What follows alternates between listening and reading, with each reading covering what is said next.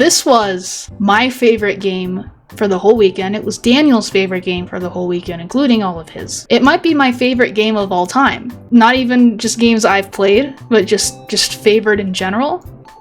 I don't want to overhype this, but study your endgames. It will pay off. All right?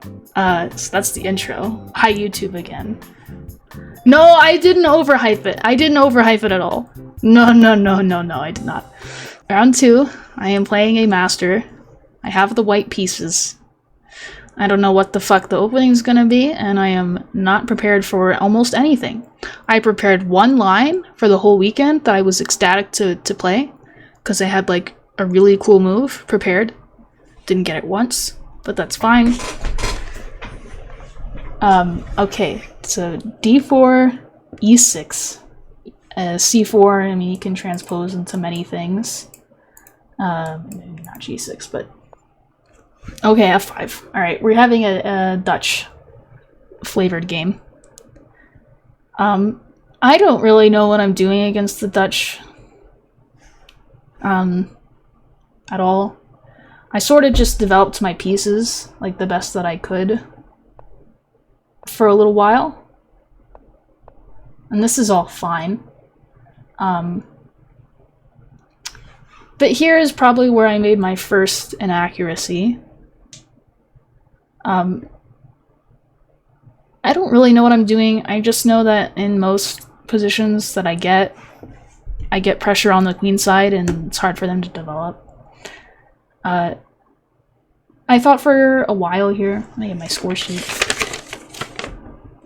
This was my longest game by far too. This might take me a few hours. This is part 2 of the score sheet. Okay, this is move 6. Oh yeah, I also showed up late to this game, so I actually had 15 minutes off my clock because my previous game went so long. When I finished my game, it was like 1 minute past round time for round 2, and I had to eat lunch. So that's how much chess I play.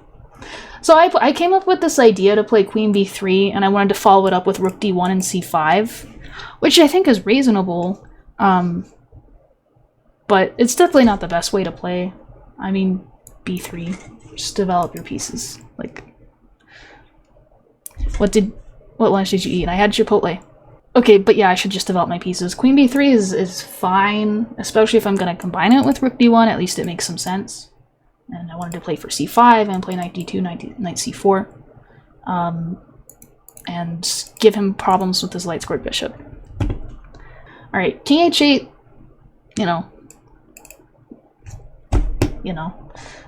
rook d1, queen e8. And at this point I was kind of regretting my whole decision to do this weird thing with my pieces, because if he is going to attack me, if he's going to get f4 in at some point, like maybe my f2 square is vulnerable now that my rook's not on f1, I didn't know, but I was having regrets. Knight c3 is fine, and then my opponent played bishop d8. Alright, what the fuck? Like, why is this allowed, So, I mean, white to play, there's several good moves. Mine was just happened to be, like, the worst one. I will add a little bit of excuses for this game, because I feel like it's necessary. Listen, I know that the main thing I need to fix is the fact that I suck at chess. But, yeah, I had that game I just played, I mean, I don't think I really illustrated how difficult it was. I was playing on my increment for a long time, and the game went into the second round. And then I had to just run out and, like, eat food as fast as I could, and I was just exhausted. And then I was metagaming because my opponent moves instantly. And I always just get super low on time against him. So I was trying to not spend, like, 30 minutes in the opening for no reason. So I played way too fast in the opening because I have no intuition and I can't make reasonable moves quickly. It's just not something that works for me, and I blunder very easily. So those are my excuses. I played knight d2. which undefends the d-pawn, which is not something I realized. Again, I just want to play c5, knight c4. That's like my only little idea, and I have nothing else in my little head. I think knight d2 makes some sense if he can't play knight c6, but he can.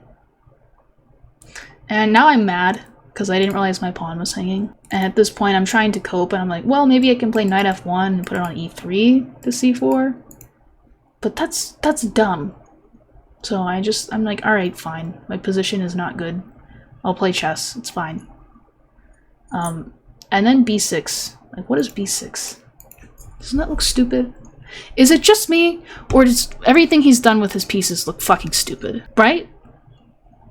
The problem is I was not understanding the position. So I could not find a good move because I was not capable, because I didn't understand the position. Why the fuck is there a bishop on d8? I don't know. I mean, I don't know. I really, really like the best move, if you know the actual reason for it. Well, no, I guess I'm wrong. It's complicated why the best move is the best, and I actually didn't figure it out the first time I looked at this. So the correct way to punish b6 is to play queen a4, and queen a4 is like something that I looked at for a second, and I was like, but he just plays bishop d7, and I have to move my queen. And then I was just sitting in this position trying to understand why queen a4 was best, without looking at the lines, and I thought, well, maybe queen a4 is best because after bishop d7, I fix my stupid queen. Like, I put it on c2 to prepare playing b5, but that is not true, because queen c2, e5, and now his position is okay. Black is actually slightly better. So that wasn't the reason. So if that's not the reason, then what the hell does white play here to be better? Because, I mean, I didn't really give this any thought. I was just like, that looks dumb. If it's to lure the bishop to d7 and misplace it because putting the bishop on d7 does not match playing b6, that's cool. But, yeah, what is, how do I make chess here?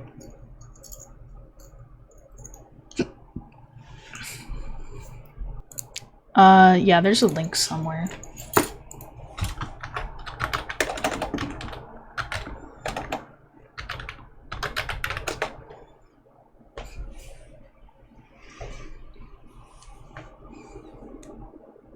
No, bishop b7 is possible, and in fact it's better, but I don't think it's quite as natural. And the reason it's better is it's not obvious to me right now. So the best move here is b4. And this is kind of showing how, like, why is the bishop on d8? Because normally you would think that you could play a move like this, right? Except that you can't, because your stupid rook is hanging. And now you cannot go backwards, and you can't even do an exchange sack for the light squares, and you're losing. And this is defended, and the knight's trapped, and white is winning. So I didn't look at that. I just was like, like it like a split second. I was like, bonk bonk, and that was the end of the thought. So I should have. I mean, I guess I should have. I understood that I wanted to play b4, but I didn't do it good. I definitely was regretting putting my queen on b3 because it's just in the way. I played c5, which is not good. I mean, you gotta at least give me credit for sticking to my plan, no matter how dumb. And I thought I was fucking awesome for coming up with this plan, except that it doesn't work for about 25 different reasons. So, okay, bishop b7 is not the correct way to deal with this. He needs to either take or just play d5, but okay. I think this was the plan, but now he can just go d5, and he doesn't really have any problems because he can play rook b8, and b4 is hard to get in, and even if I do get it in, like, The c file's closed, I can't use that. He has just a massive center.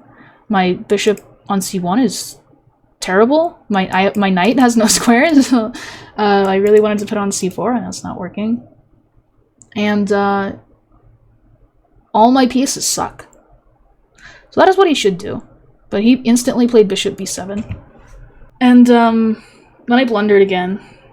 And you know, keep in mind that I did say that this was my favorite game I've ever played. It gets pretty fucking awesome. Even though I'm blundering every other move. So, alright, choose between queen a4 and queen a3. Go. Pause the video here. Both moves, same point, getting out of the way to play b4. What do we like about queen a3? People are saying queen a3, but what do you like about it? Well, one of the moves is a blunder, and one of them is good. That's what I'm asking you. What would you play here? I mean, you could also play like c takes d, knight c4, like something normal. That's way too good for me, though. You don't want a queen trade. Yeah, I mean, the queen looks sort of loose on a4. Queen a3 makes a threat. And I'm really good, so I chose the wrong thing. So I played this move, which is bad.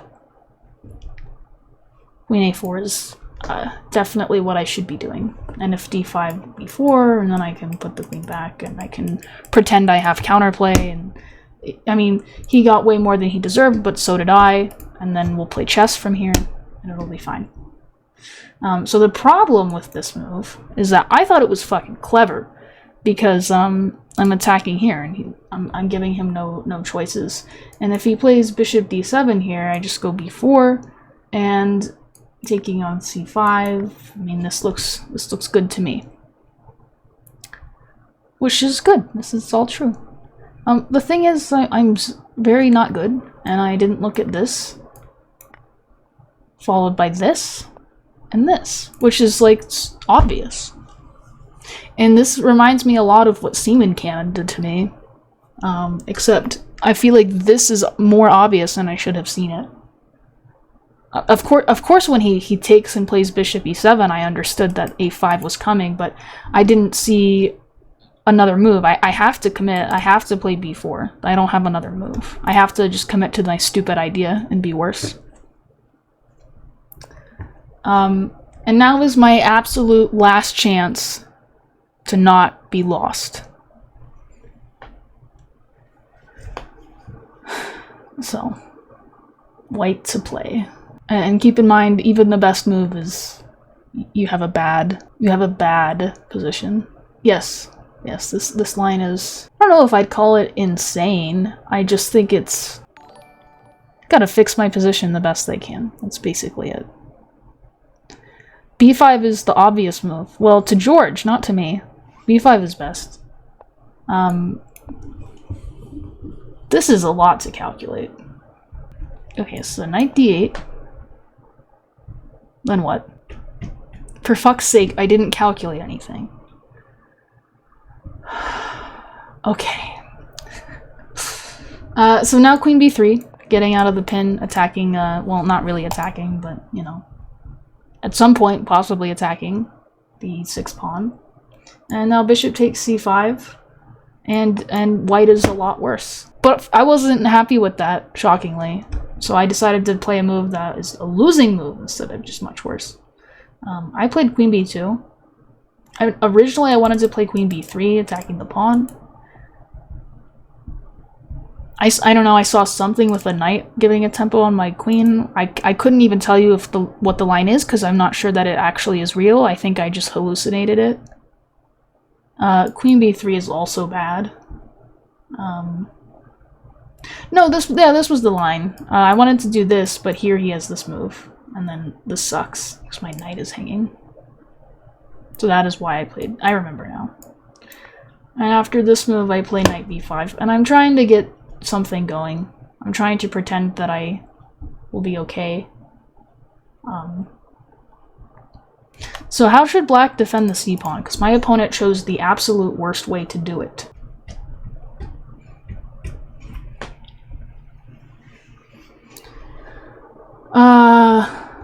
Bishop d8 may be worse. It might be worse than his move, actually. I think I lied.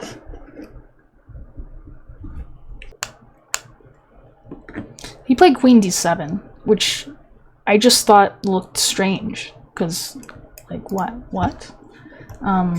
Better is just to play knight d5. I mean, I can take this, but I think that I'm going to lose this pretty quickly. Oh right, my rook is hanging too. But also my light squares. And this. So it's not even really a threat. Okay, but queen d7, queen c2. Oh, I mean I played this first and then queen c2. I have to defend my guy, I have to get a square for my bishop. And bishop b2, and now I'm only just worse when I should have been losing. And then he went knight a5, and then I did some more terrible calculation. This is the worst I've ever calculated in a game. So again, white to play. And not be stupid like me.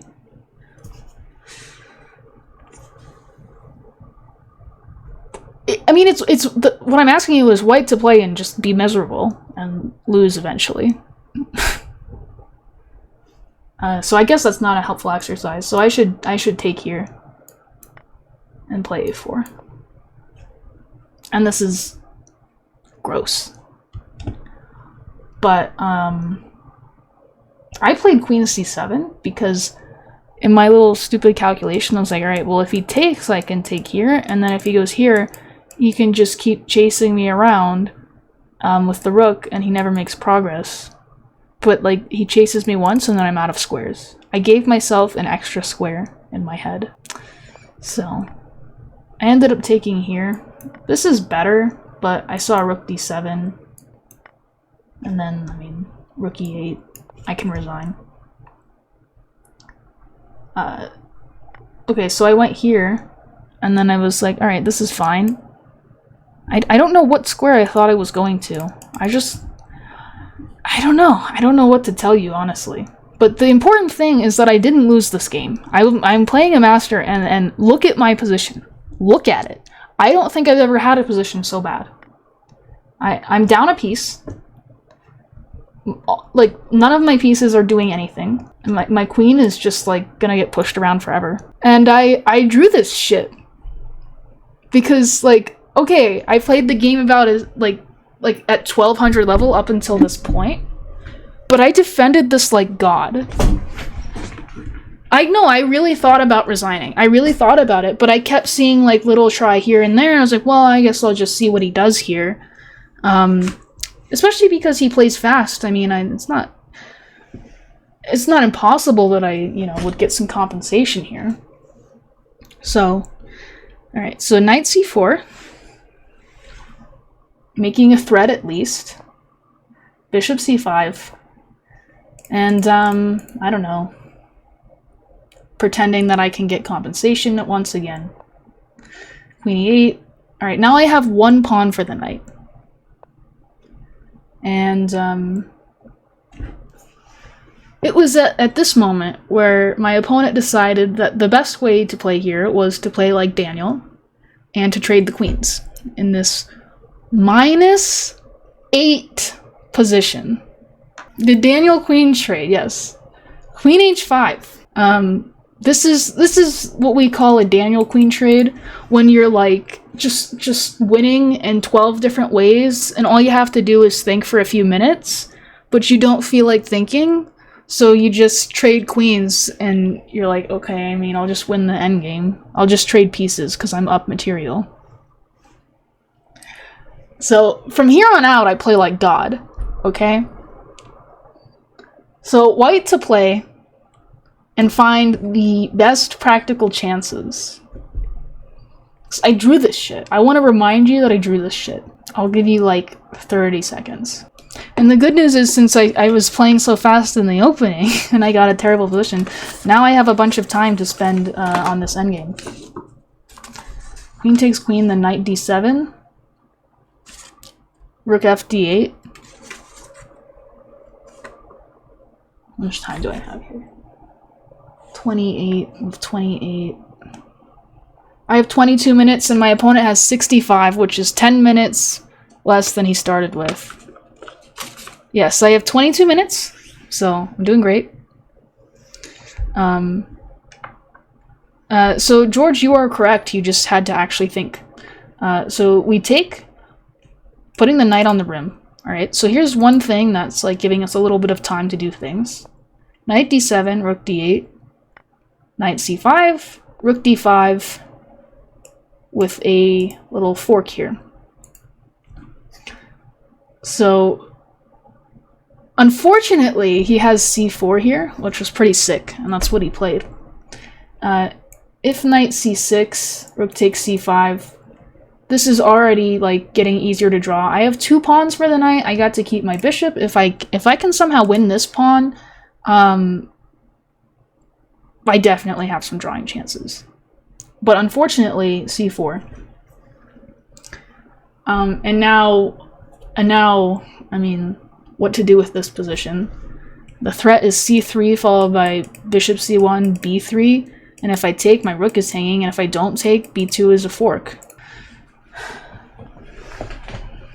What is wrong with knight e4? I don't know what you mean. Probably nothing. It's probably okay. c4 is just really strong. This is the best move.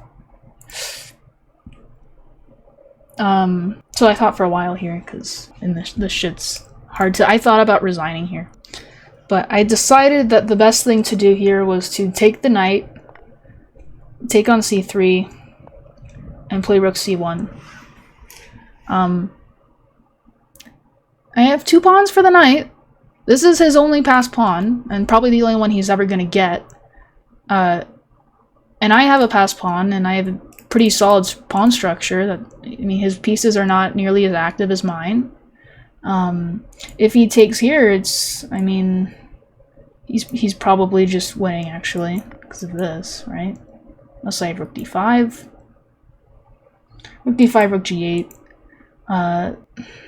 Then I'm probably losing. I'm probably gonna get mated. But my opponent played this, and I played rook d5, because I don't want to allow him to activate his knight so easily. And I'm looking out for tactics where I can, I don't know, like take here and he can't take...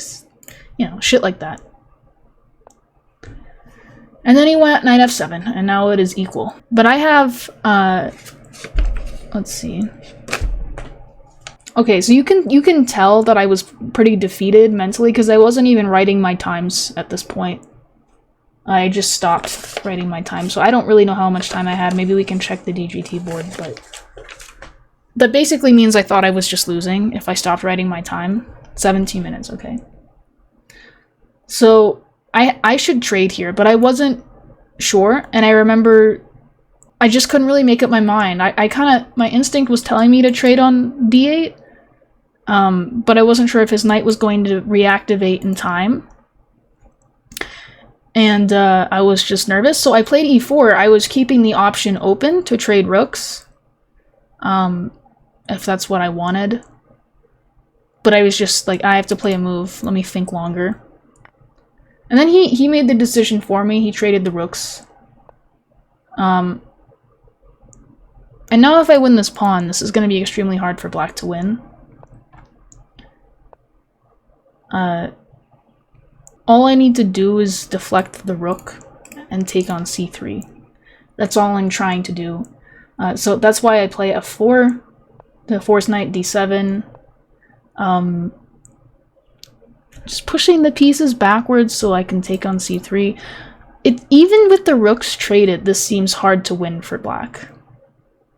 Because I have a passed a pawn. I mean, in some cases, black might even lose, actually.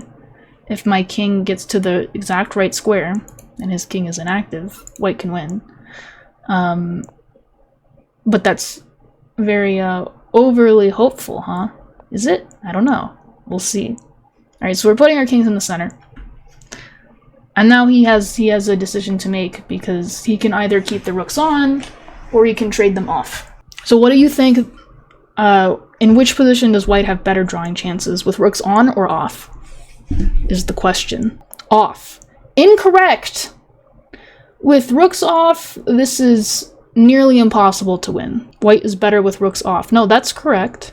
Well, not better, but I have better drawing chances. I thought George was saying, yeah, alright, whatever. So he knew that, so he decided to not trade the rooks. And the position right now is like -2, and in an endgame that's usually enough to win with technique. But pretty good. So I drew this shit. So A3, Rook B2. I don't remember a lot about my thought process for these moves because I had to play fast. H3, you know, can play H4 and just keep everything under control here. The kings are kind of locked in opposition here. Yes, this is, yeah, enough to win unless you're playing against God, aka me. Knight F6. Rook D3. I'm trying to be tricky. I could possibly win if he's playing really fast. Unfortunately, he saw that. And then I just went back. Check. King E3. Rook H2. And then I played Rook B7. I decided not to defend my pawn on H3 because the more pawns that come off of the board for him, the higher my drawing chances are. So he sort of has to play G6. H4, Rook C2, I give check, I give check, I give not check. The reason I think I was going to give a check here, but I was like, oh, he's going this way. And then I was worried I would lose somehow. So I decided to just play a more solid move. And then he played H5, which I mean, just kind of struck me as unnecessary and committal. He's making this G-pawn like a weakness forever, and just making a backwards pawn for himself. 3 minutes versus an hour and 8 minutes. Yeah. So I'm basically just using my little endgame instincts to play this, so I blundered. But, I mean, give me a break. I have to play... I think it wants me to play, like, Rook B6 and just, like, check him for a while. I think this is bad because you can play Knight D5 followed by Rook A2. Yeah, and I can't defend my pawn, that's what it was. And I can't give check and defend it that way either, which I didn't see. My opponent was being lazy, so he didn't see it either. So Rook A2, Rook B6, and then for some reason he played Rook or King G8. And I don't think I need to explain why, if anything, white is winning now. I mean, if not white is winning. If anyone is going to win, it's going to be white. The worst thing you can do in an endgame is just completely gimp your king. Like, the king is arguably the best piece in the endgame. So, this is not ideal. I have a passed A-pawn. I have a pawn majority on the king side. His rook is stuck, just dealing with this. And his king's on the back rank, so there are chances that I will actually, like, do either checkmate him or some tactic that involves a threat of checkmate, and then he can't, like, overworking the knight, basically. And if I take on G6, like, he just has so much to deal with. So, doesn't matter if he takes here, because the pawn is too powerful. King E5, Knight G4, and I'm staying close to the F6 square, because if he ever allows that, I have winning chances again. I made a mistake at some point, and I don't remember why it was a mistake. I just remember the computer didn't like it. Yeah, here, right? Yeah, I blundered here, actually. I put my king on a very bad square. I don't remember why. I think it might just be because, like, I didn't want to commit to having my king really far away. I just wasn't so sure about it yet.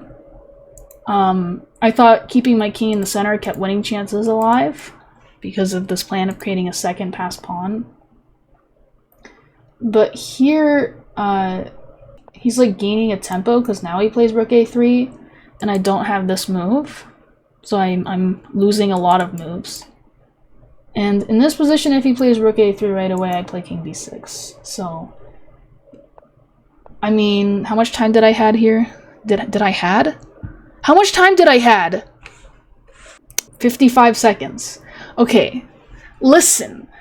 I am doing my best, okay? I am down a piece. I'm doing my best. But my opponent, yeah, my opponent did that. And I was like, okay, that just allows this.